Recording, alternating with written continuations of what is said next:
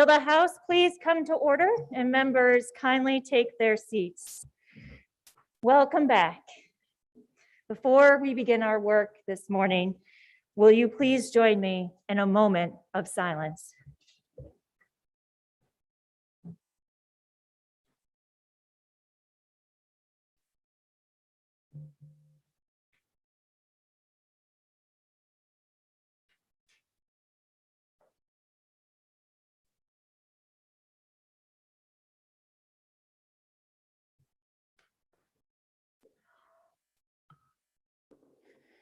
Now, will you please rise and join me in reciting the Pledge of Allegiance?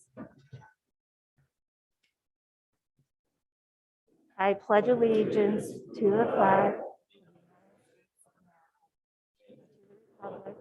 which stands one nation under God, indivisible, liberty and justice for all.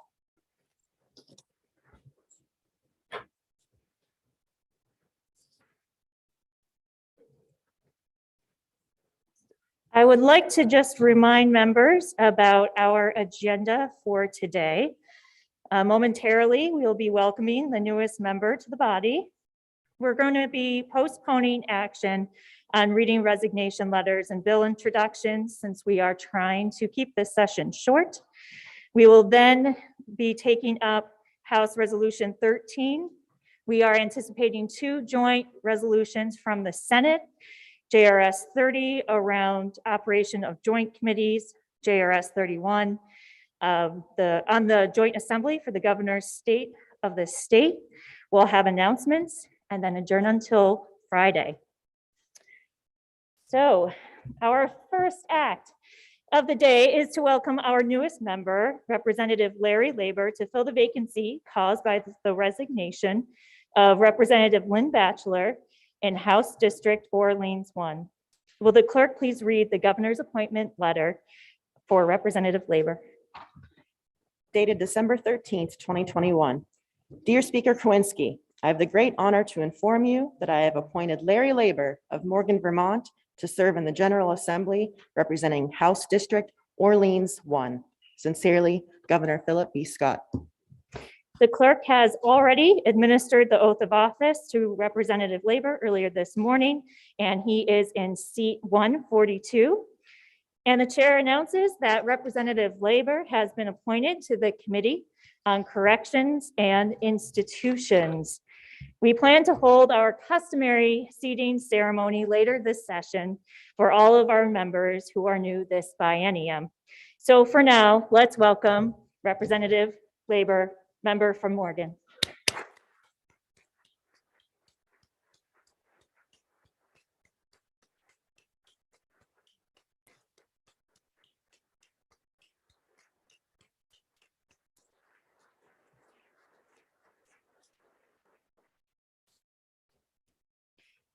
Members, we have received resignation letters from Representatives Savage of Swanton and Redmond of Essex. A resignation letter is entered in the journal on the next legislative day that it is received, and our practice is also to read the resignation letter later on that day. However, in the interest of limiting our in-person time here today, and because we have plans to recognize our former members on Friday, without objection, we will postpone the reading of their resignation letters until this coming Friday. And we currently have over 60 bills for introduction, with more on the way. Again, in the interest of limiting our in-person time here today, and after consulting with committee chairs, without objection, we will postpone bill introductions until this coming Friday. Now, members, we have a House resolution to take up at this time. HR 13 is a House resolution authorizing remote operation of the House of Representatives and House committees offered by the Committee on Rules. Please listen to the reading of the resolution.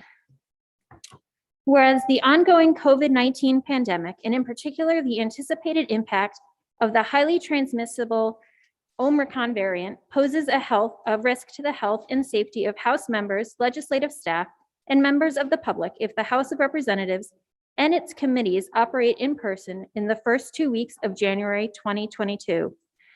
Now therefore be it resolved by the House of Representatives that the House of Representatives and its committees shall operate remotely until Tuesday, January 18, 2022.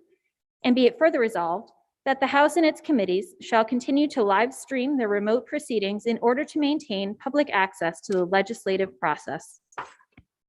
Now the question is, shall the House adopt the resolution? Are you ready for the question? Member from Northfield, Representative Donahue.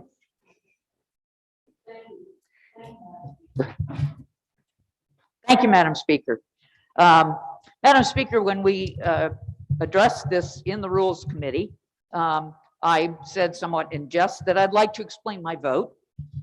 And Madam Speaker, since you requested that I present this resolution to the committee, it's the body as a whole that will be subjected to my explanation of my vote. Just within the past few weeks, on the brink of our new in-person session beginning, some legislators began to express the need or the perceived need to shift to remote legislating through town meeting, or for the first several months or full months of January. It was an urge for caution based on fear without any Vermont-specific evidence. Remember, until just 1 week prior to that meeting a week ago, everything was prepared for an in-person session with confidence and safety based upon the physical changes and procedural changes already adopted after the extended work and health testimony before the Legislative Advisory Committee on the State House, which had been charged with that work. So what changed in that 1 week? The question is not what were the overall risks versus benefits in returning during an ongoing pandemic, because that had already been decided. We assessed the critical importance of being here in person to fulfill our duties and the mitigation strategies that were in place, and the decision to remain on track to return was settled. The question is, what changed in that week? We heard on national news media that the Omicron variant was spreading exponentially, but also that it appeared it caused less severe illness on average, in particular among those who were vaccinated. Obviously, it is serious illness and death, not case counts, that really matter. However, we had new Vermont data as well. In the prior 2 weeks before our meeting, hospitalizations had gone down by 23%, and the subgroup with the most severe illness requiring ICU care went down by 30%. Down. But those numbers were not yet able to show the time lag impact from holiday gatherings. Intuitively, a more contagious variant plus expected increased spread from holiday gatherings would increase the threat of serious illness and death among Vermonters. That was the fear factor. The lack of Vermont-specific data, however, meant that whether our very high levels of vaccination combined with the lower severity of Omicron will offset the near certain spike in case counts after the holidays. And that was the total unknown. Case counts only really matter if they lead to serious illness. So what had changed last week when we took up this resolution? Nothing yet. The critical question is whether a post-holiday case surge will lead to the time-lagged effects on hospitalization and serious illness among Vermonters. And this is where timing can be everything. If we waited the time lag after the December 25th weekend for impacts to be evaluated, we would be waiting for today. and still not yet have the New Year's weekend impact data.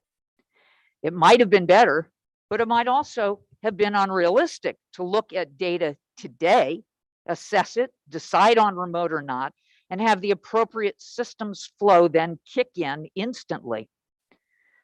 What did seem really clear last week was that reversing course and moving to remote legislating for well into the session without any established evidence of an increase in danger would be a fear-based overreaction, contradicting the detailed work of our Legislative Advisory Committee on the State House.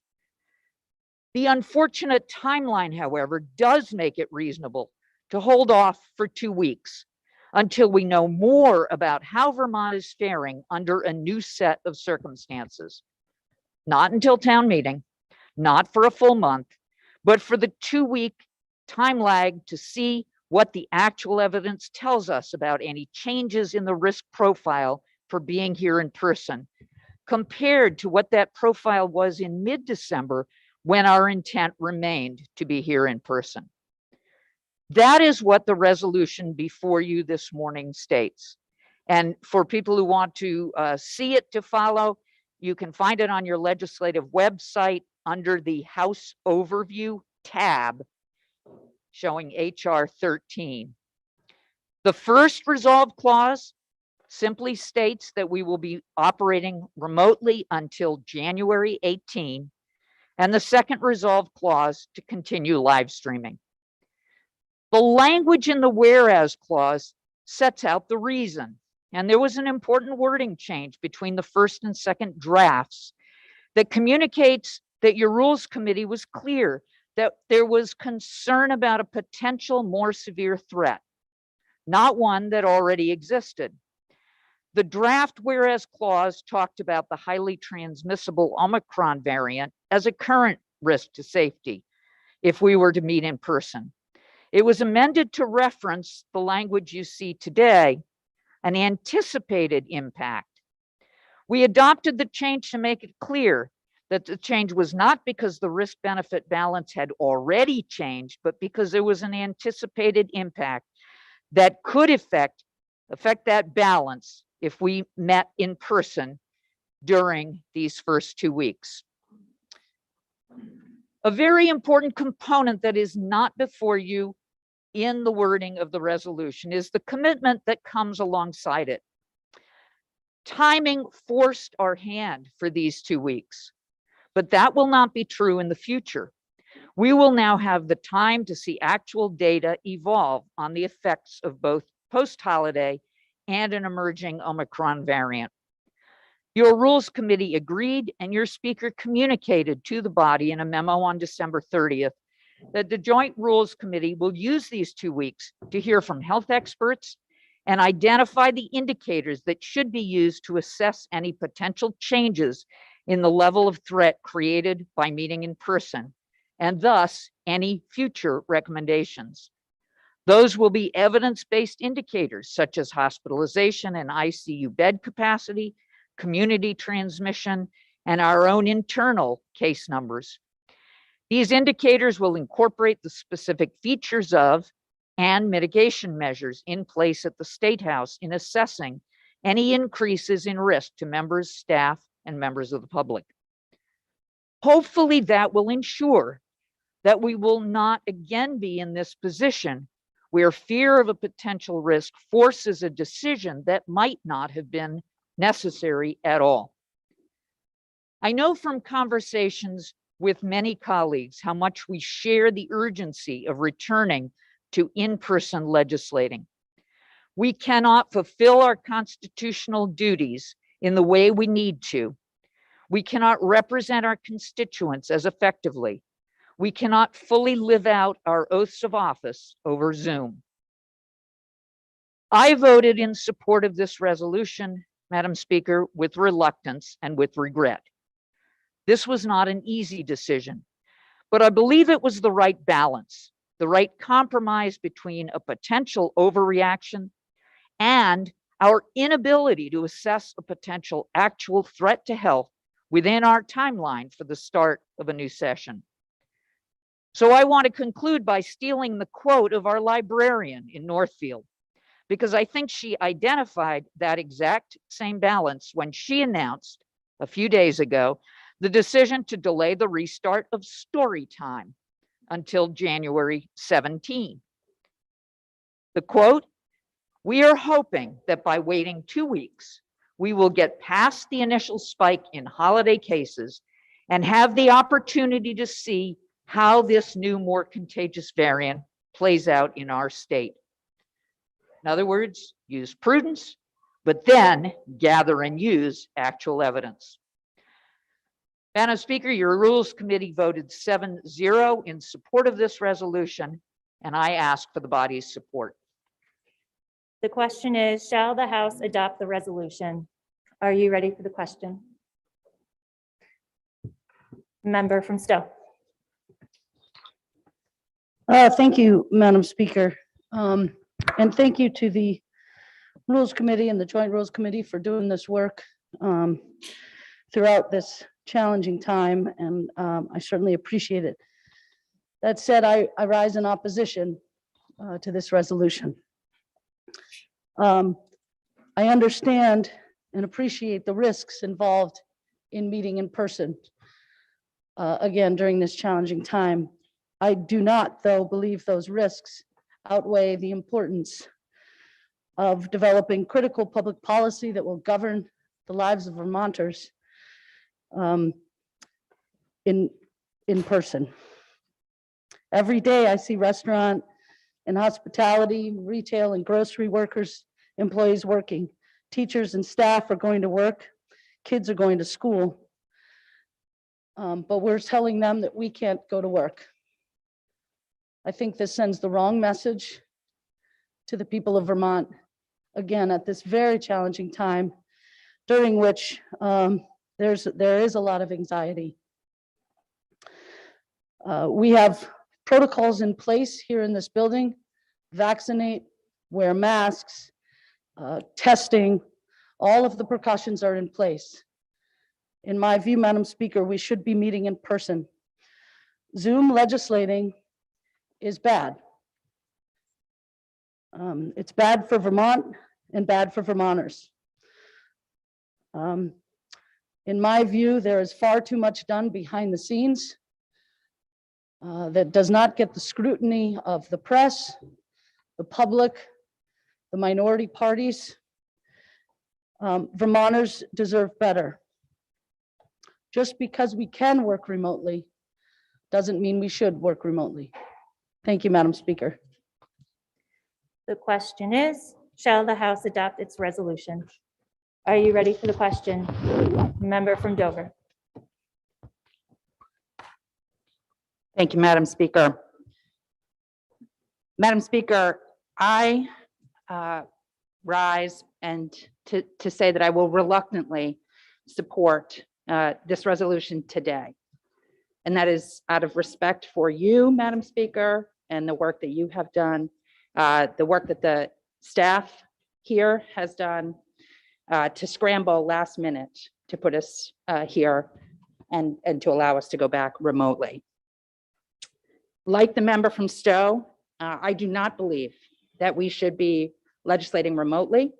And if we have to do so, as we have shown that we can, we should be really minimizing what we are taking up. This session, we will be taking up issues related to changing our Constitution, to women's reproductive freedom, to a number of very serious issues. In addition, while we are not feeling safe to be here in this building, our kids and our teachers are in theirs. And we have some very important issues around education finance, teacher pensions that we need to take up. And we should be doing that in person, Madam Speaker. I cannot say enough about the work that you, the leadership team, the staff have done to prepare this building to be safe for members to participate here and to allow us to have a hybrid option where folks can also participate remotely. And so again, Madam Speaker, out of deference to you and the work that has gone into allowing us to participate remotely, I'm going to support this today, but it will be the last time. Thank you.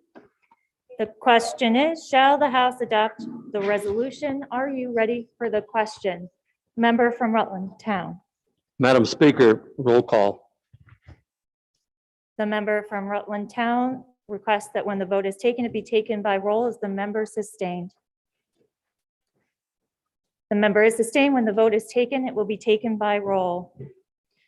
The question is, shall the House adopt the resolution? Are you ready for the question? If so, member from Orange? Orange. Thank you, Madam Speaker. As I sat here this morning for roughly half hour, I saw our entire body communicate with each other. Not one person seemed scared. There was laughing. There was people going out of their way to communicate and to go over to different sides of the aisle. I didn't see fear. I didn't see people socially distancing. And quite frankly, every single member seated here today ran during a pandemic, asked to be elected during a pandemic. You're going to work during a pandemic. Are you ready for the question? Member from, help me, no, Chittenden. Well, I'm sorry. I saw you first, member.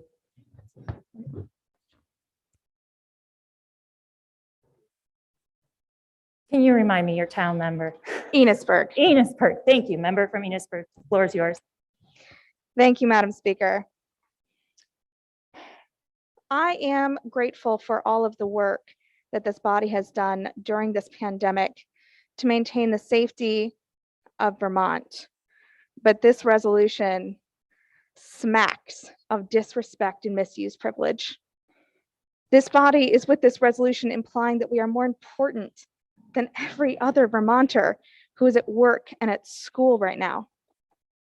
The very same Vermonters that have been working through this pandemic with the best protections we had to offer.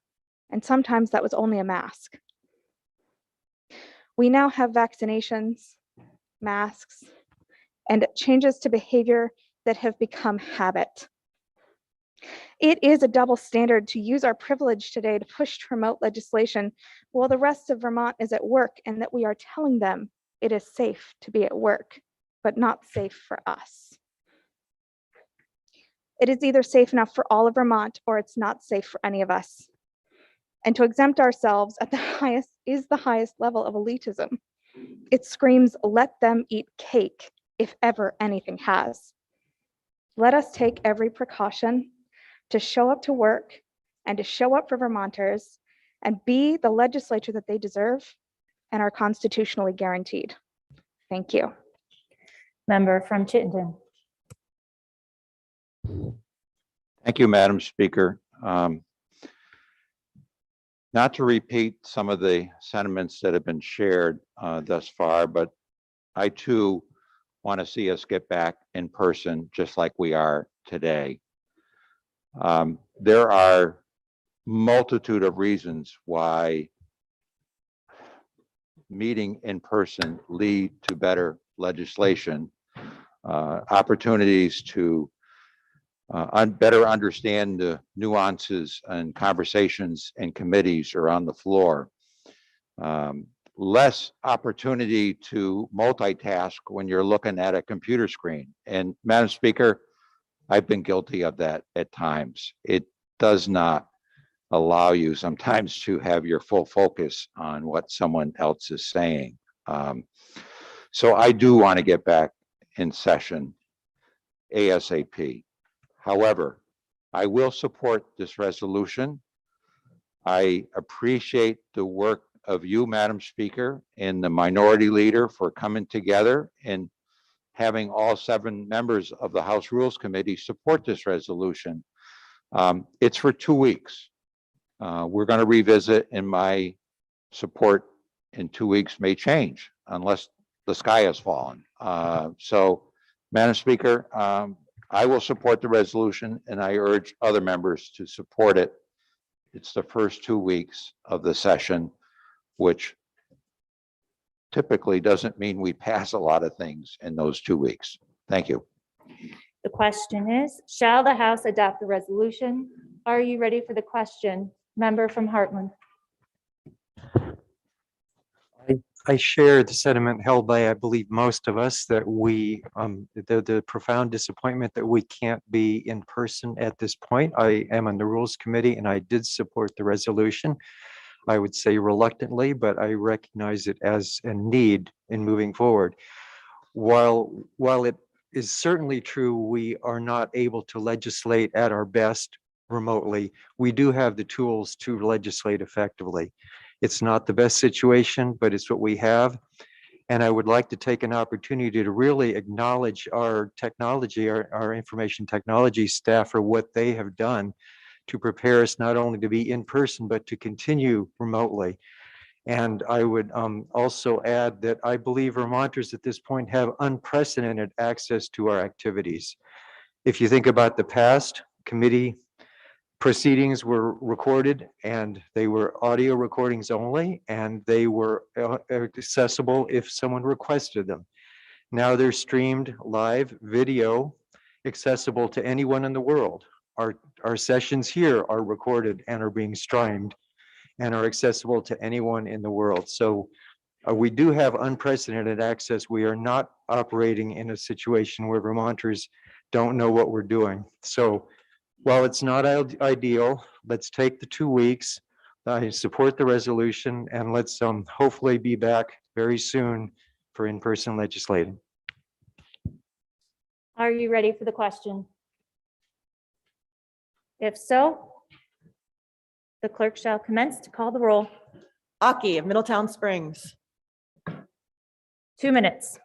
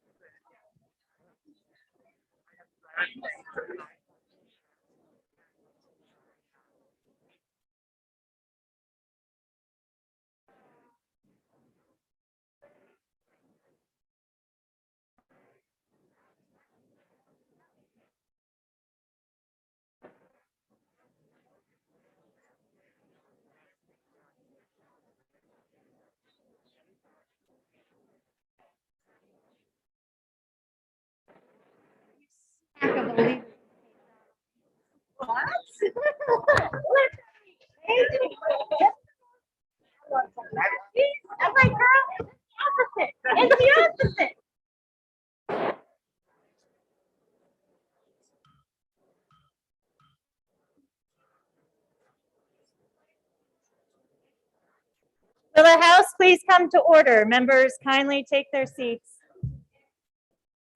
I would like to remind members that we are in the middle of a roll call vote. Members and guests are reminded that the use of electronic devices and passing of notes and conversation during a roll call is prohibited. Please answer in a loud and clear voice so the clerk may accurately record your vote. The question is, shall the House adopt the resolution? Will the clerk please continue to call the roll? Ansel of Calais. Anthony of Berry City.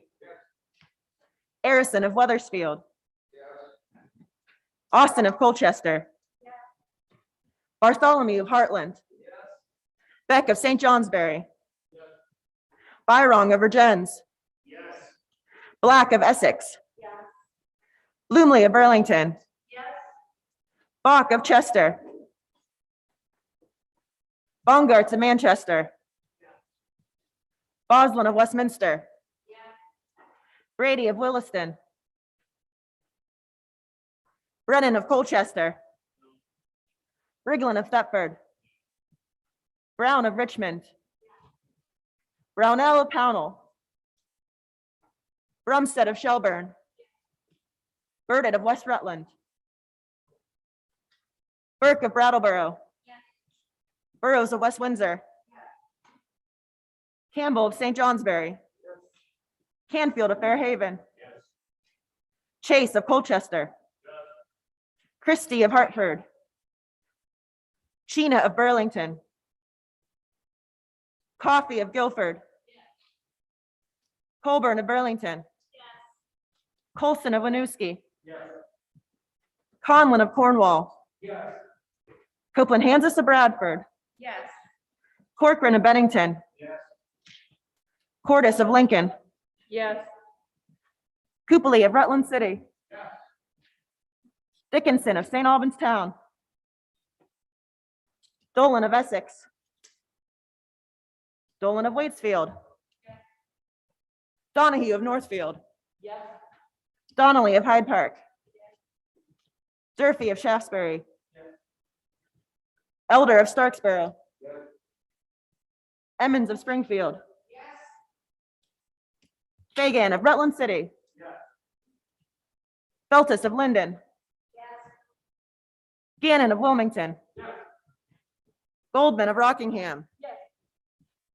Ghostland of Northfield. Grad of Moortown. Graham of Williamstown. Gregoire of Fairfield. I'm sorry, Gregoire of Fair. Yeah. Gregoire, I'm sorry. Gregoire of Fairfield. Thank you. Tango of Berkshire. Harrison of Chittenden.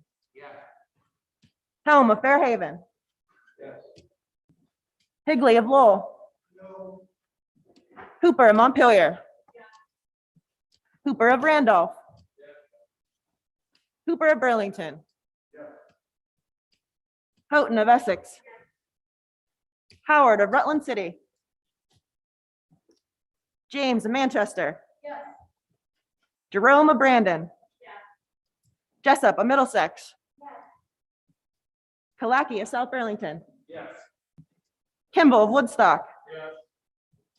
Kitzmiller of Montpelier.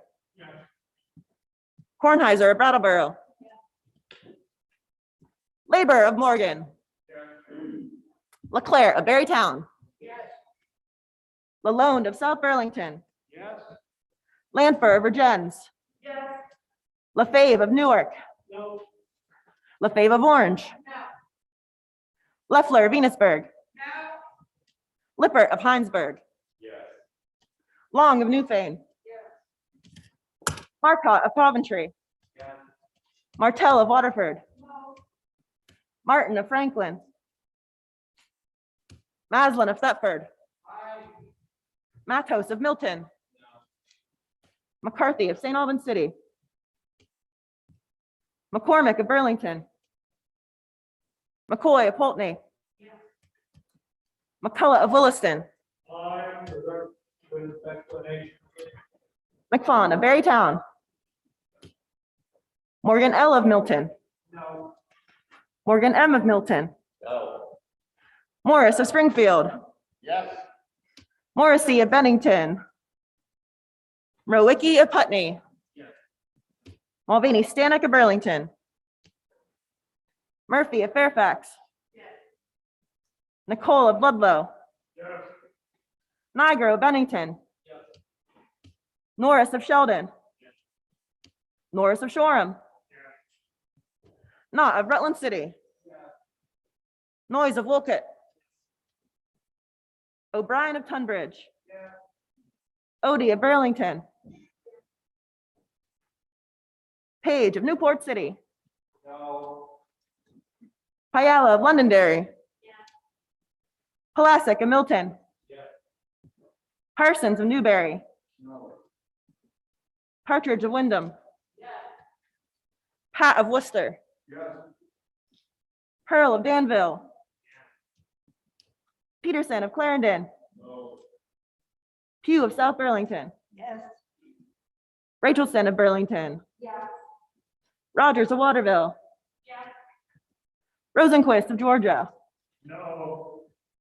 Sackowitz of Randolph. Shy of Middlebury. Sherman of Stowe. Seymour of Sutton. Shaw of Pittsford. Sheldon of Middlebury. Sibilia of Dover. Sims of Craftsbury. Small of Winooski. Smith of Derby. Smith of New Haven. Squirrel of Underhill. Stebbins of Burlington. Stevens of Waterbury. Strong of Albany. Sullivan of Dorset. Supernaut of Barnard. Taylor of Colchester. Teranzini of Rutland Town. Till of Jericho. Tolino of Brattleboro. Toof of St. Albans Town. Townsend of South Burlington. Troiano of Stannard. Bihovsky of Essex. Waltz of Berry City. Webb of Shelburne. White of Bethel. White of Hartford. Whitman of Bennington. Williams of Granby. Wood of Waterbury. Yakavoni of Morristown. Yantochka of Charlotte. Bach of Chester. Brady of Williston. Brownell of Pownell. Burdett of West Rutland. Christie of Hartford. Chena of Burlington. Dickinson of St. Albans Town. Dolan of Essex. Howard of Rutland City. Martin of Franklin. McCarthy of St. Albans City. McCormick of Burlington. McFawn of Berrytown. Morrissey of Bennington. Mulvaney Stanek of Burlington. Sims of Craftsbury. Smith of New Haven. Stebbins of Burlington. Stevens of Waterbury. Till of Jericho. Bihovsky of Essex. Yantochka of Charlotte. For purposes of explanation, member from Williston.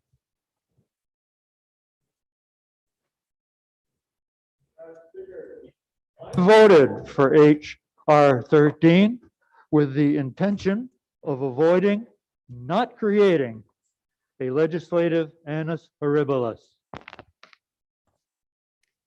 Member from Burlington.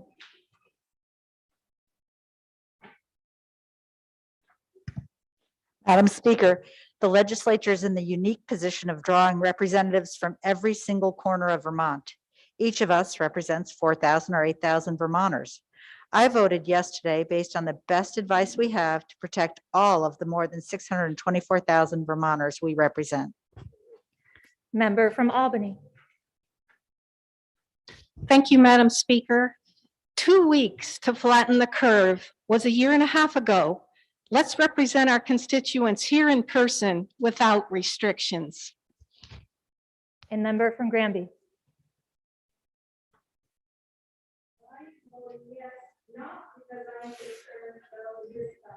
Member, can you please use your microphone?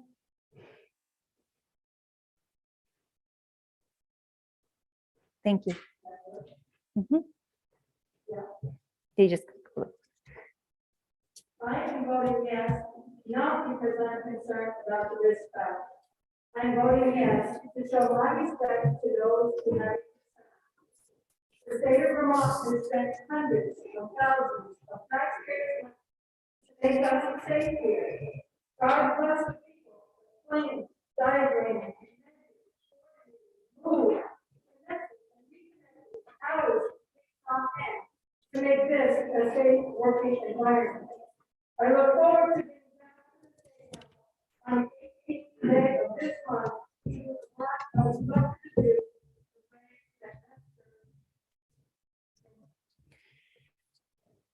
Member from Fairfield, Madam Speaker, may I explain my vote?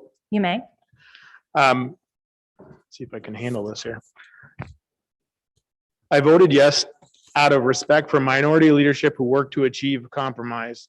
However, we must not continue to hold this body above those we represent, those who go to work every day, including those who work around populations. This is especially true given the extraordinary efforts of leadership to ensure that our workplace is safe. I will not vote to extend remote legislation in the future. Thank you.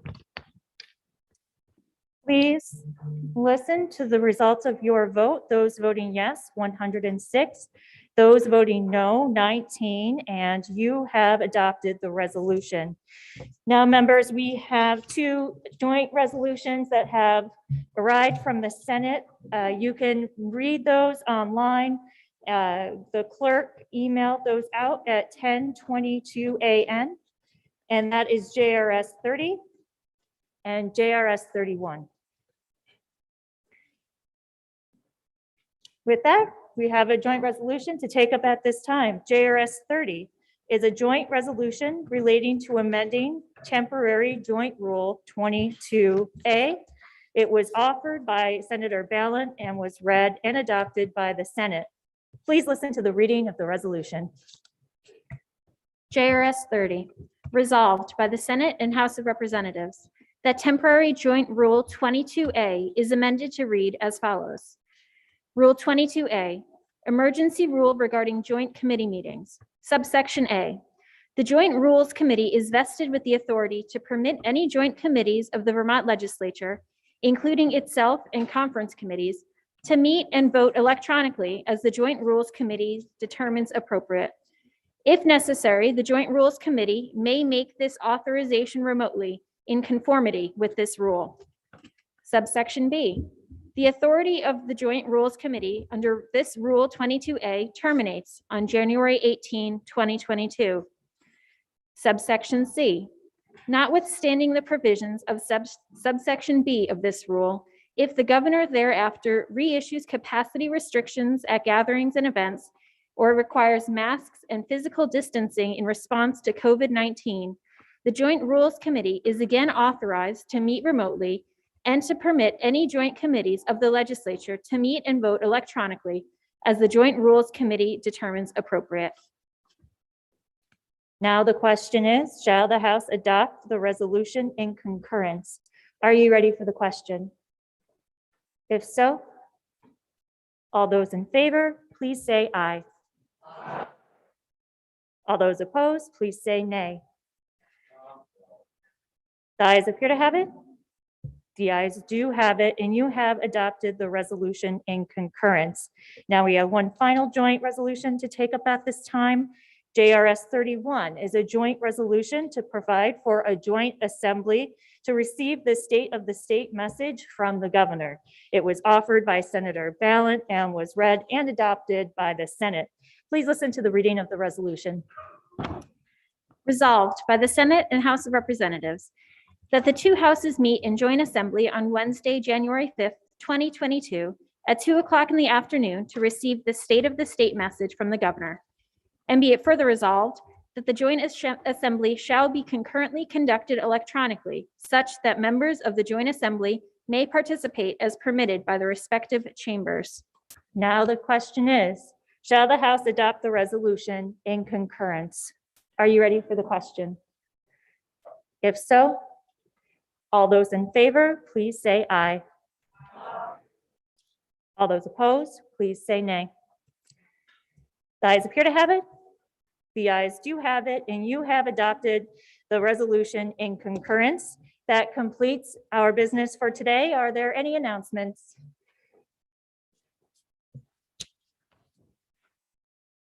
The chair has a brief one, if there are none. So members, today we gavel in for the start of our 2022 legislative session and continue the work after last year's momentous session. Unfortunately, with COVID case counts at record highs, we are beginning our legislative work remotely, which I know is disappointing to many. We will continue to monitor the spread of COVID-19 in Vermont and hear from health and science experts on how we can best return to the State House safely. However, that will not deter us from doing important work that Vermonters in all 14 counties are counting on in order to recover from this pandemic and build a more resilient, equitable communities across our state. I want to give a big thank you to all of our staff for all the time and effort that you put in, that you have done and you continue to do to support us and the legislative branch. The staff keeps the whole process moving forward, and we couldn't do it without all of you.